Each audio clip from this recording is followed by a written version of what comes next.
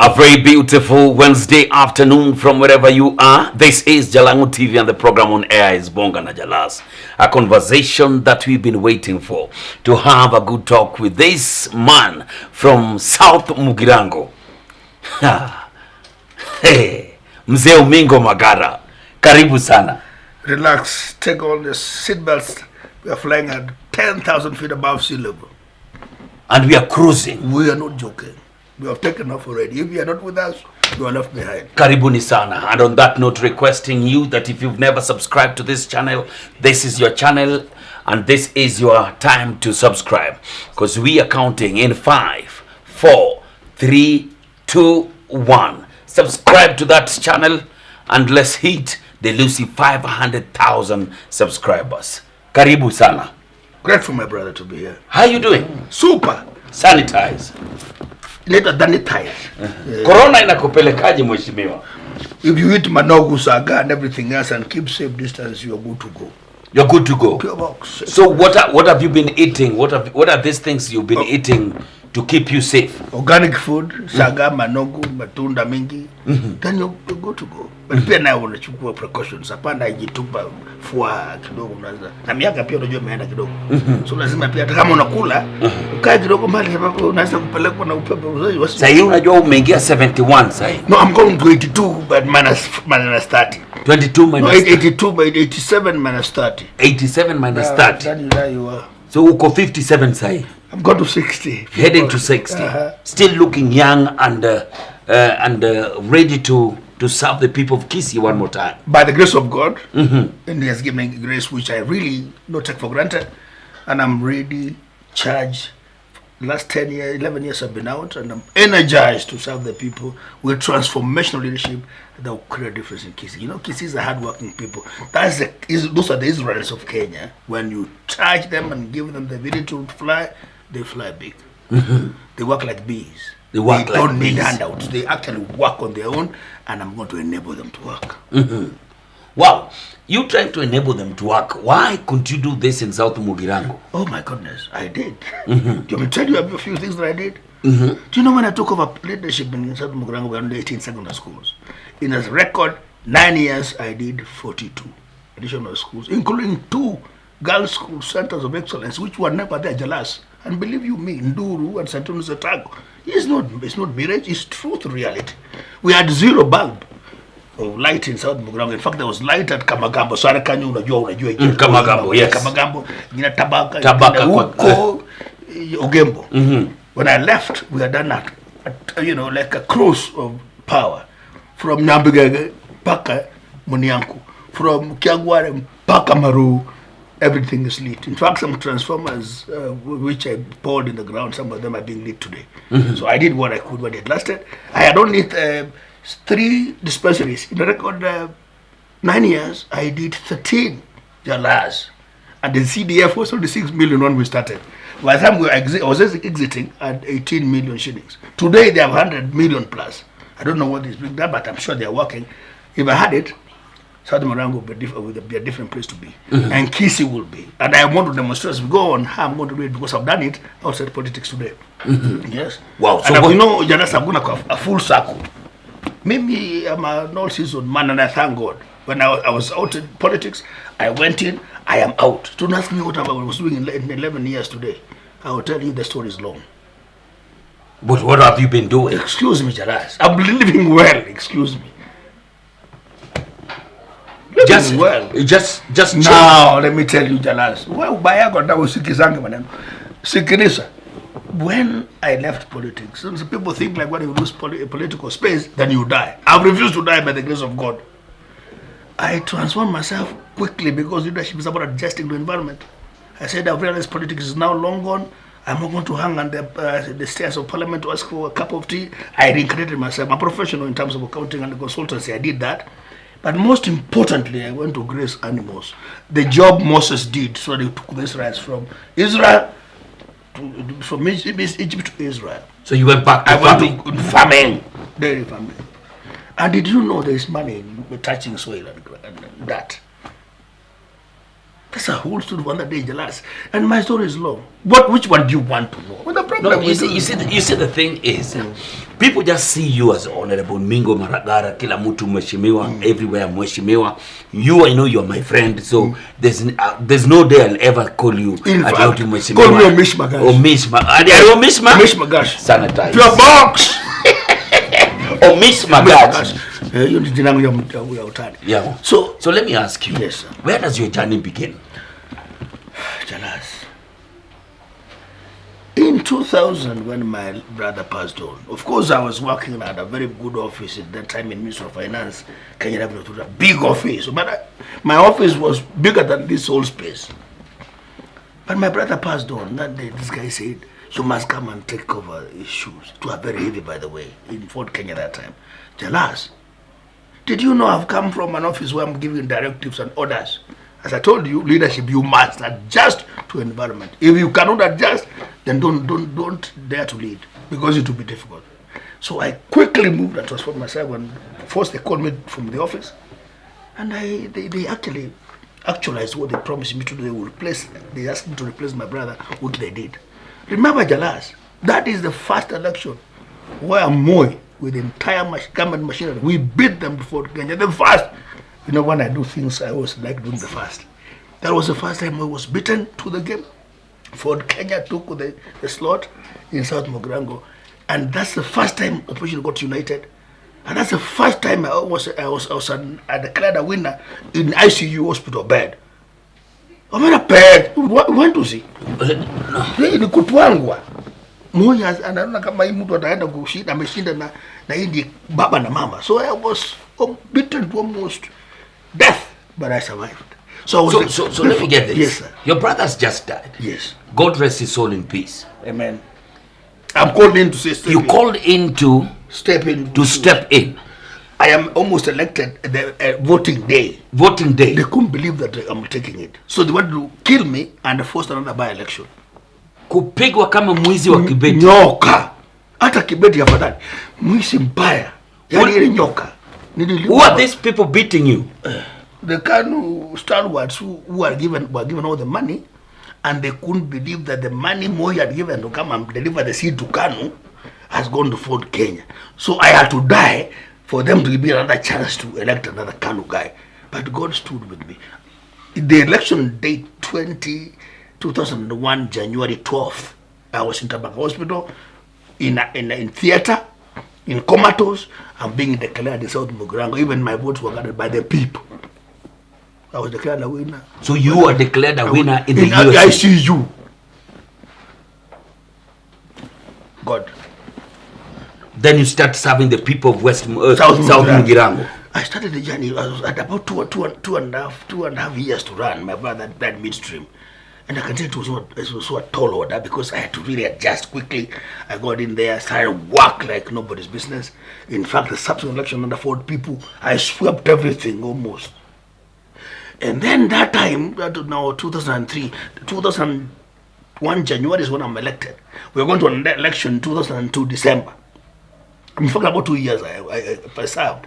I swept big time with Ford people and Anyachai. Then, because again, you know, Jalas, human beings are interesting. When you start growing and you start showing a bit of superiority by flying quickly, they will try to pull you down. They almost pulled me down from 2002 when we were in the Chai between 2003 to 2007. But midstream, when they tried to pull me down, I saw an opportunity to sell Baba. That's when I became National Treasurer ODM, Nikiwa for the people, because my doors were locked by my own brothers, because they thought like I was growing too fast. In fact, one of them told me, if it were during the Israel time, they would have sold me like Joseph to BC, because I was. So your people throws you out of the party that you love by force and blocked all the access. And that is Ford people. Ford people. What to? Wengi sana wakabaki Ford people kalam pure box ndani kuandika, so ikabaki wachache. Nilikuwa napenda hiyo slogan ya Ford people, God rest in peace. So then when that happened, then I was tossed left and right center. I took on Baba. That time we used to call him Captain. Captain. Oh, Omera. Can I tell you the truth? Did I not try? Only myself elected in Kisii, and by God's grace na neema ya Wakisii waliniamini, kijana mdogo amekuja analimu mapande ingine. Then I'm flying here with food, with ODM. Luckily, moto ya ODM ikashika kasi. National Treasurer 80% Baba. Lakini mwisho niliambiwa Omingo ni takataka. Nilipigwa tek. In the nusu government I got half a minister, in a half a government, so I got a quarter minister for trade. That's the story. So you call assistant minister quarter minister? No, but you see, we had government was one. It was shared in two. I'm giving an analogy. What I was seeking network. Nashika kabisa. Tulikuwa serikali moja ikawa shared Kibaki na Raila. Alafu nusu, hiyo ni nusu tuseme kwa mfano. Serikali nusu 50% ukachukua kwa ODM side. Na mimi nikapewa assistant minister kwa hiyo nusu. Sio ni quarter. Of course not that I deserved that one. But because again when I got there I was How old were you then? Chalas. Hata sikuwa nimemaliza kupata watoto. Sikuwa nimemaliza kupata watoto. Kijana mdogo. I was about 46. 46 then? No. Hapana. Now minus 20. Wewe unakaaje? 59 minus 20. 36. Yes. When you were elected first time, I was 2001. I was, I think, 30. At 30 you were already the member of parliament. Pure box. Done. And yes, Mungu. Neema. Ukipiga kazi minister of trade. Nikalima hapo. The short time I was, now pia nayo Jalango. I think zingine ni Mungu ananineemesha, lakini binadamu hapendi mimi wengi. So unaona I've run away from 4 people. I build ODM. And then ODM start cannibalizing me again. I mean, I'm unlucky, but no, God loves me. That's the most important thing. Then when I'm in ODM, then my own people cannibalize me, and they also will bring me out. Sometimes when you want to give your best, people don't like it. They want you to be a zombie. And sometimes in politics, let me also tell you, now that I know, you don't work so nicely sometimes. But some of us cannot sit on our feelings. When I'm given something to do, I do it with my heart. So then this young man again, anakuja too much from Kisii. I'd already defrauded Mr. Simon Yacha in ODM that time. Then they said, this man can also give us trouble in Kinyanza. One of my friends told me in the gym, that you are a good man, but you are dangerous to our administration as, my boss. I was dangerous to the administration, so I had to be contained. In the by-election, again, I was butchered my own party. There was a by-election in 2010, which threw me out. And my party then, as a national treasurer, they couldn't even give me a certificate. I had to sink. That's how I left in 2010. Again, by doing good things, you are punished. So 2013, 2001, I'm elected. 2013, I'm re-elected. Then for people pushes me out, I join ODM, it flies, and then Magara is again elbowed. So I have been, kuna ile msemo inasema ile nyangao, ile kuna mall inalimia nyangao shimu inakuja kukaa. So mimi nilikuwa nikikimbia watu makao wanakaa, lakini I'm not regretting because ni baraka pia. So nikatoka then 2010, but that between 2003 and 2007 and 2010, I was assistant minister for trade under the current president, deputy prime minister, minister for trade. No, he was in finance, then he came to trade. But no, he left trade to finance. So he was with me, the first deputy prime minister and minister for trade. We started together and did a lot of good work together. But then that time is when we did AGOA in Africa for the first time. So whenever you give me something, I try to do my best. And it succeeded. But then again, I lost in the by-election. My party did not support me in the by-election. They supported somebody else. I went to PDP, People's Democratic Party, a big party. I also built it, although I've not been elected in the party. But people have gotten slots in that party. So from 2010, Jalango ni mimi ni huyu. Nikarudi kufikiria, nikasema mimi ni accountant. Najua kusoma na kuandika. I can also teach. I had training governance and oversight in county assemblies. But most importantly, what I enjoy doing is looking after cattle. dairy farming. You know, Jalas, you feed a cow with green grass or brown hay. The cow is black and the cow gives you white milk. Is that a miracle? That's what I've been doing.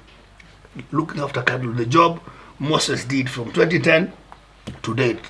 Other than, of course, doing consultancy work, which I'm trained from. I'm a certified public accountant. Hata mimi nimesoma kidogo, lakini sio kushinda wewe. CPA. No, Jalas, you are certified public accountant. Tumode. FCPA. FCPA. Yes, fellow of certified public. Nasiringi. So now, at this time, you're planning to go for the big seat. Yes, sir. Under UDA. Certainly. And no apologies to make. Eyes on the ball. By the grace of God yet again, because Mungu ananemesha. So, I have opted to join William Samoei Arap Ruto to run for Kisii County Governor on UDA ticket for two reasons. His father, like my father, was not ready, studied in civics. He was never read in current affairs. Yeah? Neither was he written in history books. So this is a hustler family, isn't it? That's number one. Number two, he believes in empowering people. And that's, you know, Jalas. No. Take it back. Yes, sir. Your father was not read in any history. He was never. Mother was a messenger. So your father was a hustler. A complete and a messenger.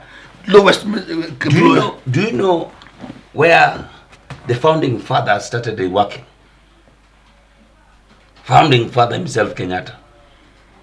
Well, the son should tell us. Me, I don't know. No. The founding father himself started working as a handyman for the white people. Then why do you hate hustlers? Because he was all hustlers. No, it's when you start labeling yourself a hustler and others are not. You understand? Yes. I think any other person. See, the problem. You ndio ilikuwa hustle yao. The problem is we are misunderstanding the hustle narrative. Hustler is not somebody who is poor. It's somebody who has worked his way up. I'm glad that you are telling me that the first founding father was a hustler. Then some of them who did not hustle don't understand where the father started from. My children may not understand that I was a hustler. Maybe the current president may not understand. When you say you're a hustler, yes, what do you mean? Where did you hustle? Boss, you are from a father who was a rich man. Do you know how? A father who Yalas, what I have today, I was not given by my father. I worked my way. Right? It's meaning, if I sat back to be given, I would still be languishing in Kisii, for example.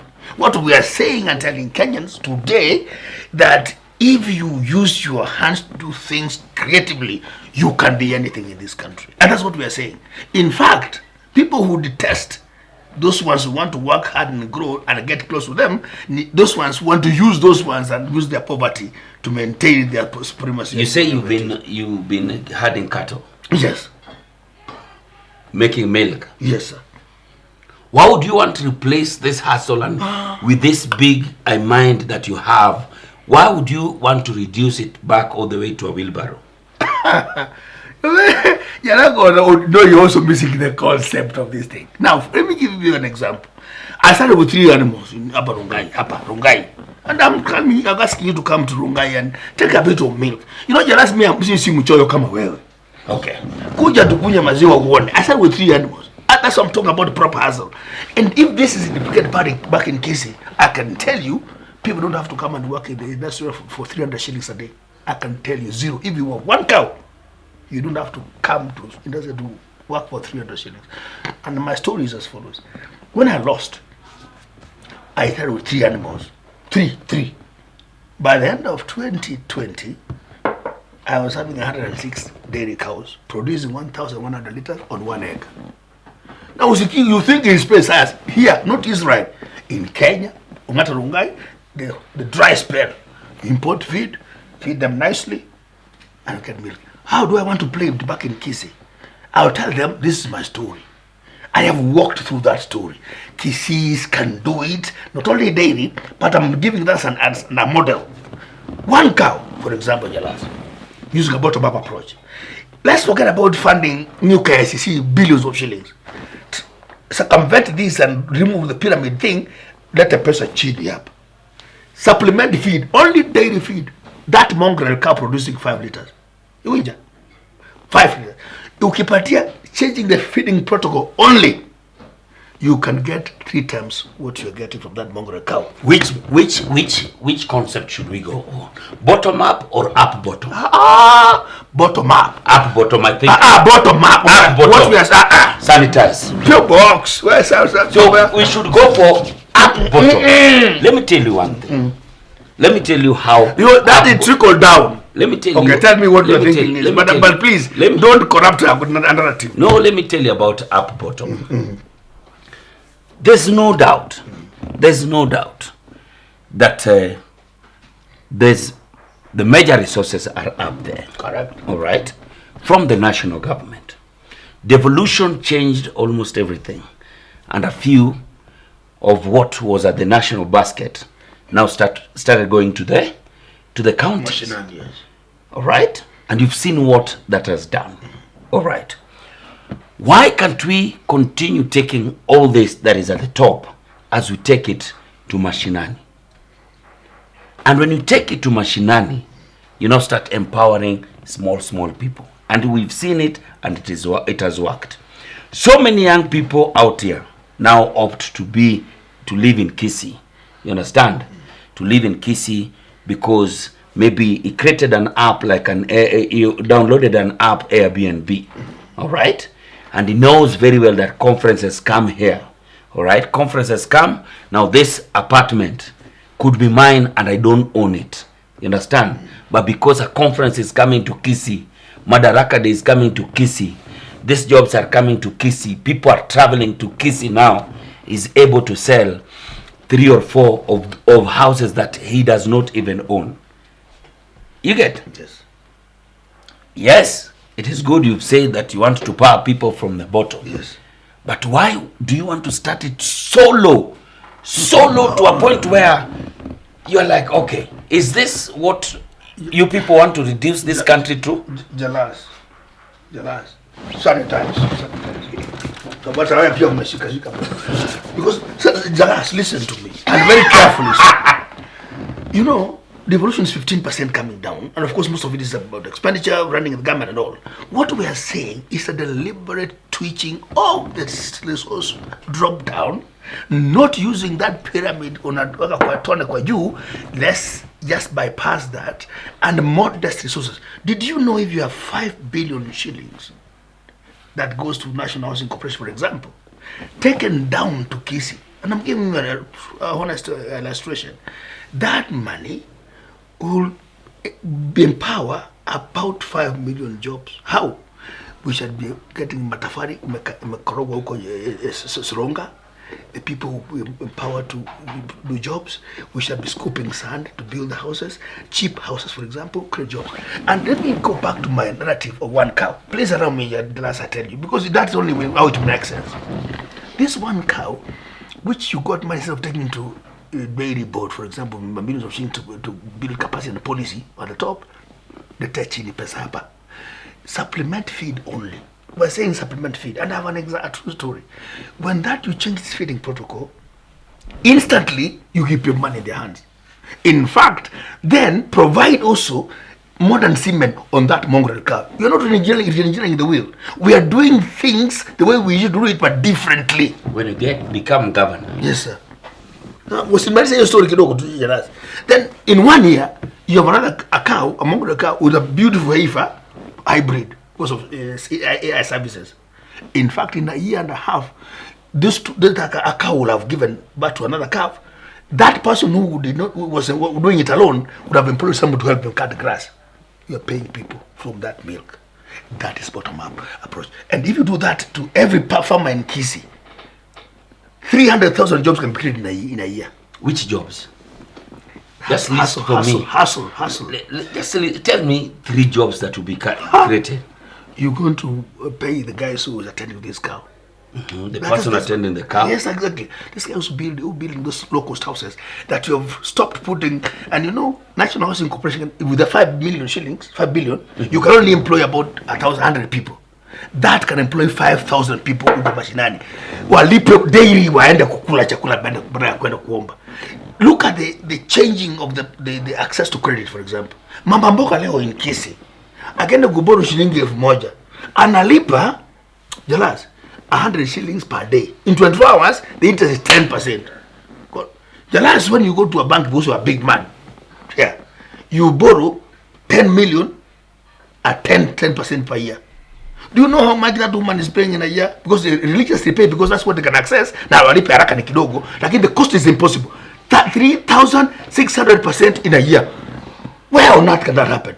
Because the system of access credit is compromised. We shall enable to create a fund where people are giving money free, but cheap money to pay back, and we shall make a difference. All that the cost of interest you'll be putting back into the pocket of that mamamboga should be reached by that extent. Wow. Good explanation. Yes, sir. Think of this. Can you think about this direction? And correct me if I'm wrong. How many wards do you have in Kisii? I have 45 wards. 45 wards. The 9 constituent sub-counties. 9 sub-counties. Yes.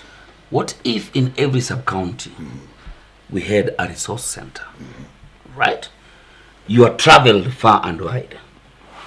You've gone, that's why all these things are working for you, and you have a broader perspective in almost everything you say. If you had a resource center, well equipped, where we could do, tech is the next future. Business outsourcing.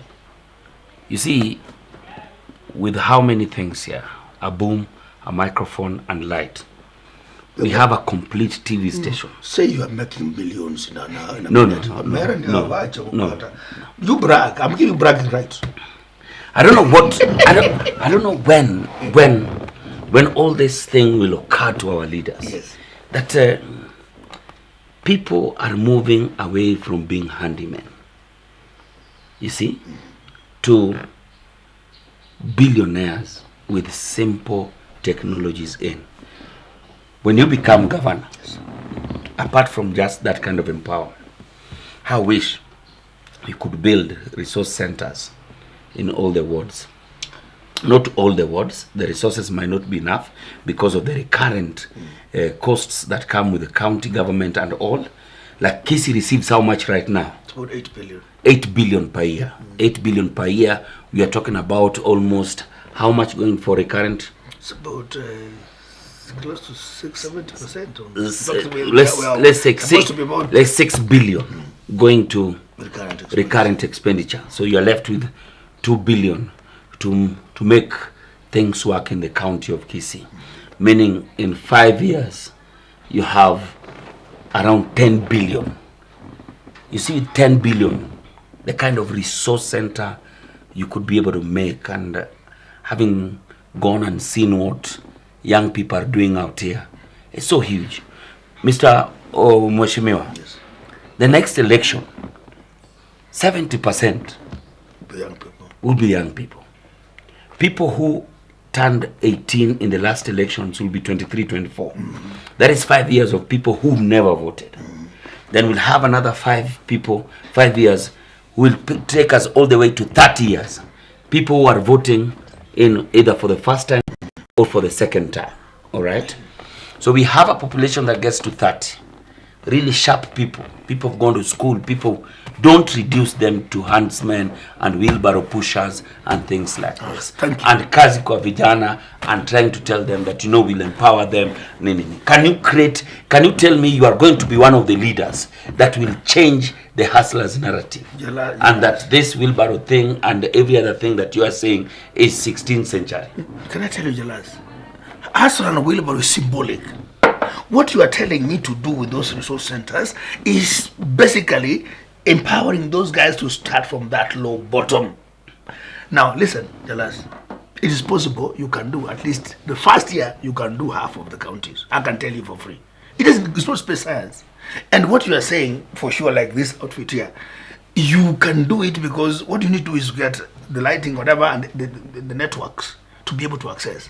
Guys, young people who have gone to school, techno-savvy will be working there, and that will be their hustle. They're not starting from the top with billions of shillings.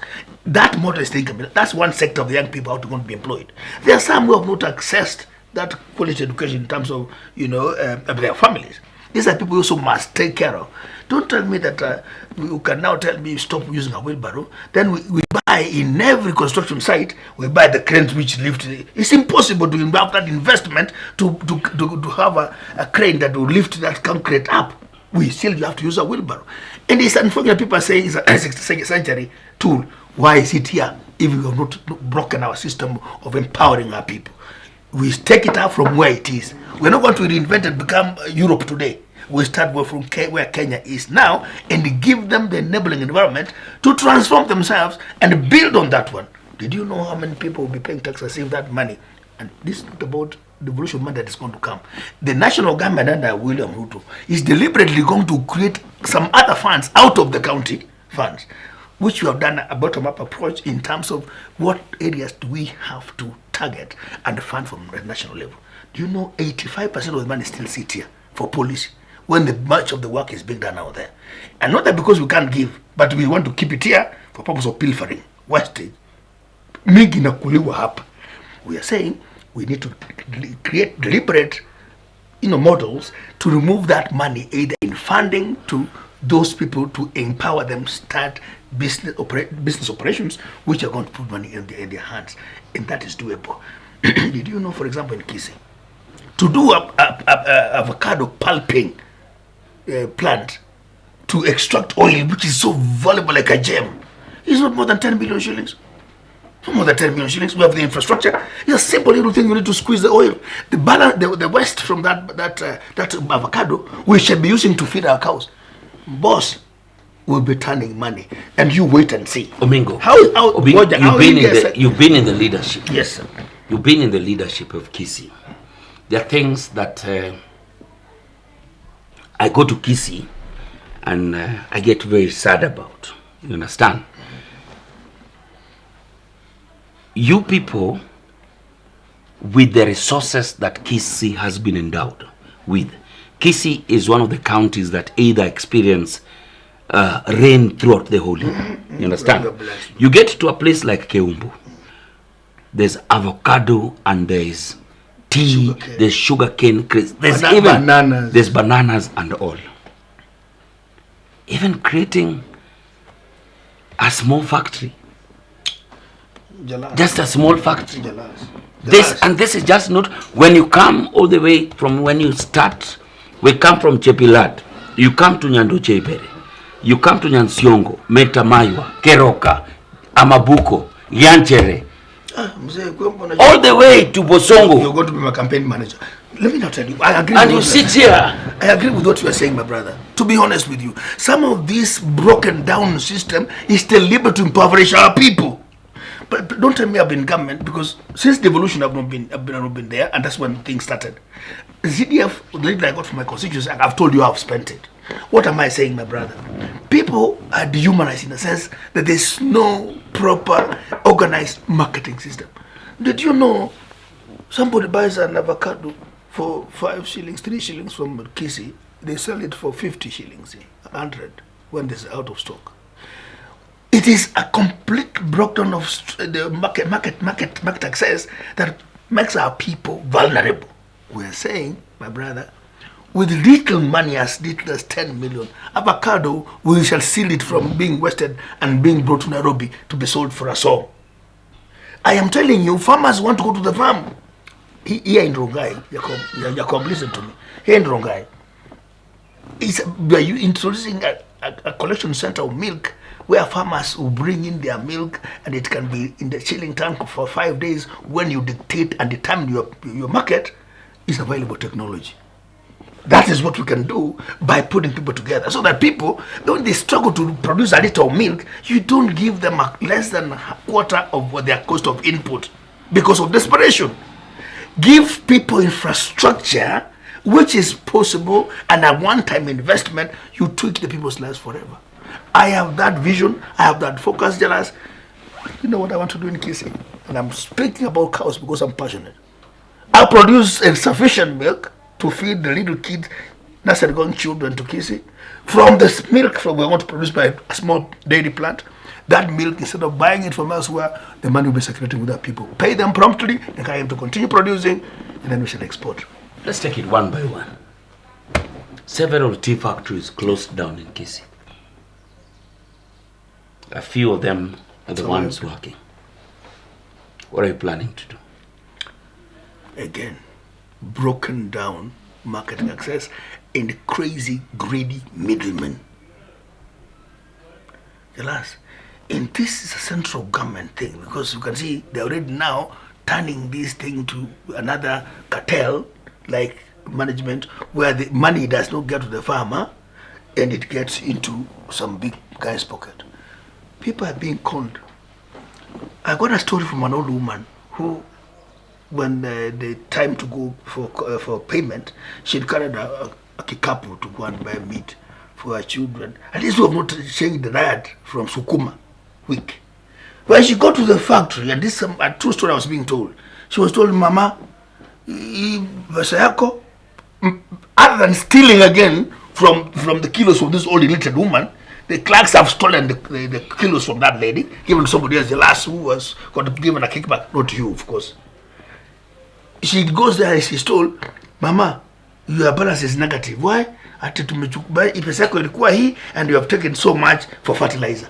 The woman was wailing in the factory. We are dehumanizing our people because of this crazy middlemen and a broken down system where everything you go through, you must pay. Opaqueness. And I think, in my honest opinion, the structure of tea management this country is wanting. In fact, this is why you find they sit there and appropriate when you produce the quality coffee tea that is used to blend. In case you find that because who is policy maker out there, you are given bonus 15 shillings, somebody's paying 32. Again, opaqueness in this. We'll have to restructure that and be able to put money back to people, even if it means reorganizing that entire marketing structure of coffee, tea. We shall do that to empower our people. People are working hard, but they're not putting money in their pocket. Just like milk, I told you.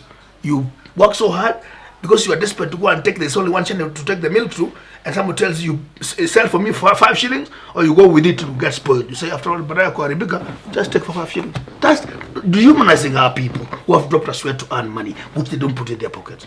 That has to stop in terms of breaking the chain of middlemen. Somebody goes to a farmer with avocado and he pays you 1,000 shillings. He takes 10 bags of avocados from a tree and they remove everything, ripe and unripe. We're going to come to ripen here. We're using unconventional means by forced fermentation, which you are eating in this town. Somebody goes for 1,000 shillings, somebody gets 10,000 from a tree. I mean, what kind of business is that? That has to stop, Jalas. Kisii, as we speak right now, has very little space for expansion. That is in the town. And from what you see in Kisii is the old houses. And there's nowhere to expand. Because from the time you come from Mwalimu, you hit Barclays, you hit the road coming down to Uhuru Plaza, everything here at the stage all the way to Darajambili to St. Stephen. Old houses, nothing to be done, nothing to expand, just small business. And Kisii is still, just like you say, Kisii are people work hard. What are you planning with all that? Jalas, it is true, we said earlier that we have plenty of rainfall in Kisii. There's some agricultural farming that doesn't require big space, like poultry, manago farming, manago greenhouses, for example, and maybe dairy cows. As I said, I actually asked about modernization of Kisii town. The thinking was, and I don't know why, in the CIDP that was crafted initially, was that we needed to decongest the town by dropping some other essential government services to other sub-towns, sub-counties. One, it would have empowered other people decongest the town, because that town was designed about less than 500,000 people. Now we're about 2 to 3 million people in Kisii. So we're saying we needed to decongest the city by taking to satellite towns within the sub-counties where they've got space. In which case, therefore, we then have people sufficient facilities in here to be able to get the services they require. The other thing we need to do, Jalas, is that we need to deliberately also entice our people to change the land policy of fragmentation. It's a tedious, difficult thing, but with test of changing the mindset, we can persuade these guys that, listen, we can do a satellite town where you even free the land for cultivation, and you have a fantastic modern complex where we have police, schools, hospitals, power, water. Will this be possible, or is it just a dream? It is something worth trying. And let me tell you, my people perish for lack of knowledge. If you showed them the way, and our people, I know, are extremely brilliant and resilient, it is possible. We can just demonstrate in a particular area, and people will free their land, for example, by serious intensive involvement and persuasion and changing the cultural mindset that, I can't leave this land for cultivation because my father is buried here. So if we moved it, because we shall perish, we shall be sitting on each other. The reality is, if we don't change will swallow us.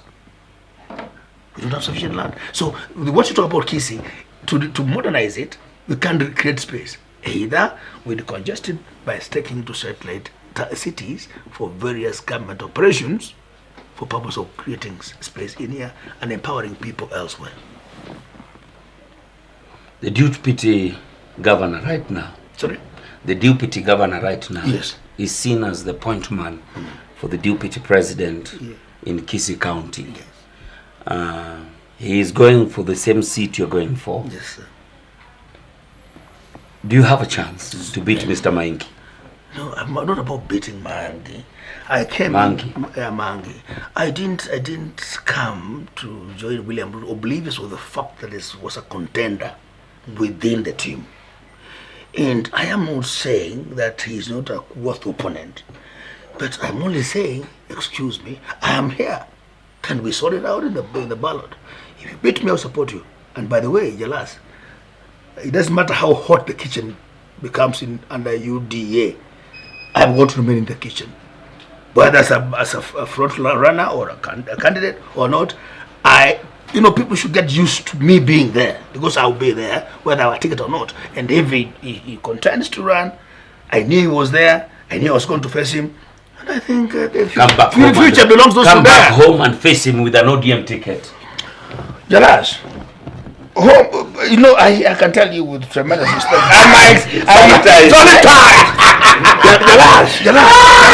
Jalas, I have had my experiences. Come back home and face Mangi with an ODM ticket, head to head. No, Kisii is ODM. It is him to come and face me here because he's still in ODM. It's him to come and face me.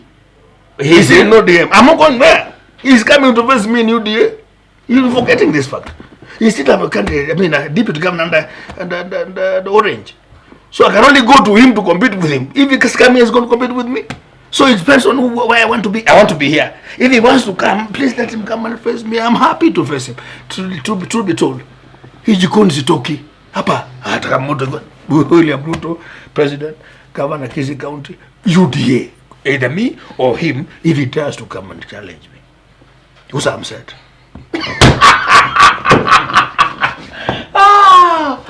Omingo Magara. Huyu. Son of a person whose father was never known, but a great man, a spiritual man. Wacheni hiyo mambo ya hasla. Nyinyi ni wote matajiri hapa, unajiita hasla. Unatengeneza maziwa, wewe mwenyewe umesema uko na ng'ombe. Wewe ng'ombe alikuwa. Nyinyi wote mnafanana. Ng'ombe alikuwa tatu. Nyinyi wote mnafanana. Deputy president ako na kuku, wewe uko na ng'ombe. Yes, true. We started somewhere. Jalango, let me tell you. Sasa huko na ngombe. Unapata maziwa. Bado unajiita hustler. No, a hustle to where I am. Lakini wewe si hustler. I'm a hustler who has succeeded. Listen to me, Jalas. Hustler bandia. Did you know, Jalas? Hustler bandia. Oh, Ja, did you know? Can I tell you the truth? I put on my first shoe at Form 2. Form 2. Form 1, I went with my sister's rubber shoes, black. At least you went with shoes. No. Mzee zimetandikwa kraka. Kraka. Ukitembea kwa shule form 1, maji inaingia ndani. Tena wewe ni mono. Unapigia watu kelele form 2 zitakaye chaka. Wewe wacha bwana. Form 2. Some of you were born mnakaa socks kwa mguu at zero before you walk.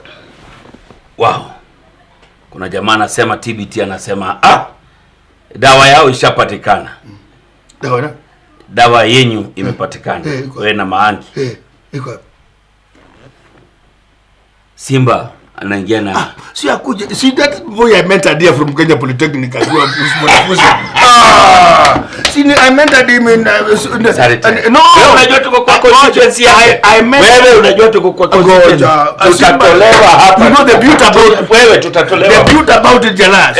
Mimi I'm not an envious person. I met her in Illinois as a student leader in Polytechnic. I met her.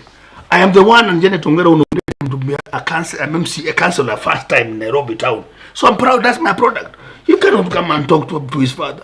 Heshima kidogo na seniority iko. Lakini hata kitaka kuja pia akuje pande hii. Mimi sikatai. Akija hapa ndani na anishinde kama babake because I can also agree. I am willing. In fact, I need more. If you have many more coming, bring them on. Bring it on, baby. Bring it on. Bring it on. Bring it on.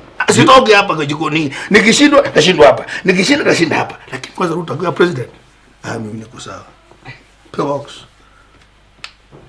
President ni baba. Hapana neno. Na yeye akitushinda, lakini naye tukimshinda akubali. Ubaya yake ni kukataa. Hadi naibiwa. Naibiwa 2013, 2020. Wacha bango. Oh, sorry. Sorry, I withdraw and apologize. Unajua hata wewe unaanza kunipiga saa hii. Hata hii sio inaanza kuisha. Uko na 10,000 kwa M-Pesa? No, 100. No, 100 iko. Shilingi 100. 100 nitumie wewe natumia nani? Nataka kununulia watu lunch hapa ndio tuendelee vizuri. Basi. Hata simu yangu hapa 100. Leta. Unajua hata because hakuna haja watu 10 peke yake. Ngoja. Watu 10 kule lunch 10,000. Gavana mwenyewe. Jalas. Yangu hata sifichi pin. Tumia yeye 1,000 because hakuna pesa ya kuibwa huko. Tuma 1,000 hapo kwa hiyo Jalas. Kupatia namba. We are going to figure what it takes to be a governor. I do. What budgets are we looking at?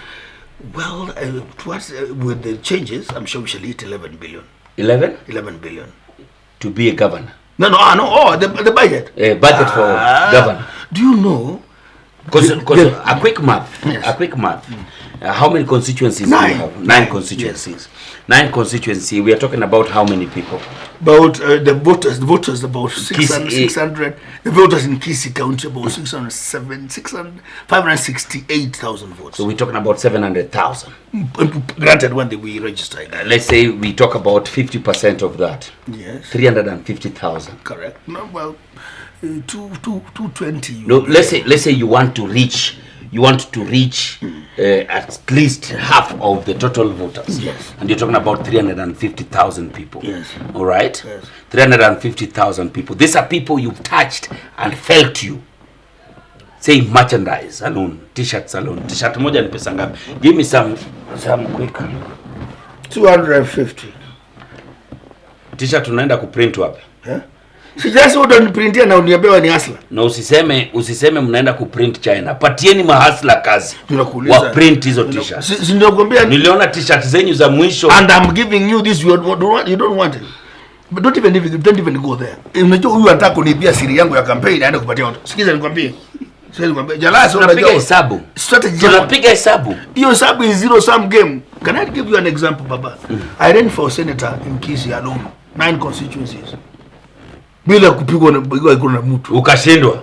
Nikashindwa, lakini para kula shilingi 120,000. Ulitumia pesa ngapi? Well, pesa ni strategy. You know, resources follow strategy. Kweli usemwe. Yeah. Campaigns are expensive. Yeah, I know for sure. You've been there. I've tried it twice. I'm running in Langata, you know that. I wish you well, Baba. And you support me.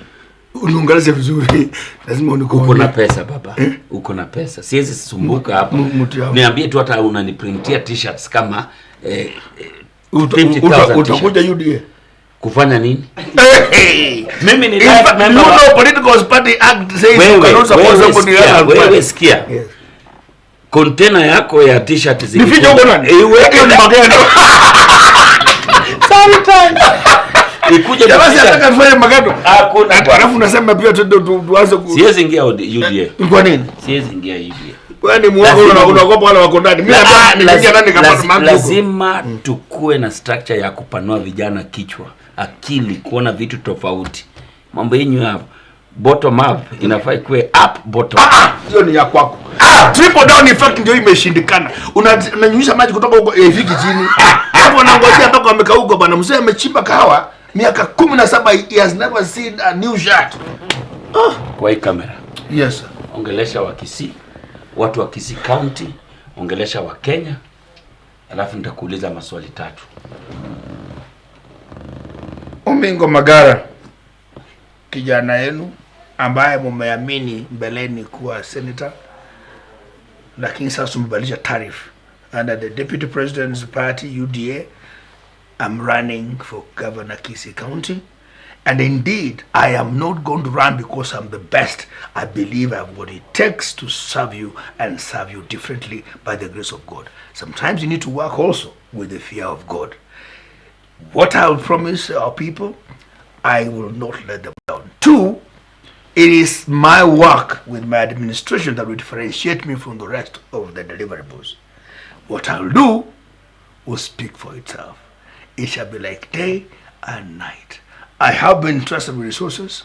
I've done oversight. I know how to manage finances. I have not had a long hand in terms of stretching into picking from the till. As a chairman of PSC, you know what I did in terms of oversight. I know the consequence of not doing it right, and I know there is benefit in working for the people, because when they give you a mandate, you're either supposed to legislate, speak, and represent them, and don't speak for yourself, don't chew on their behalf, and don't legislate for personal gain. That I know. You belong where I think I should be, and from your vote, I know Kisii will be a different place to be.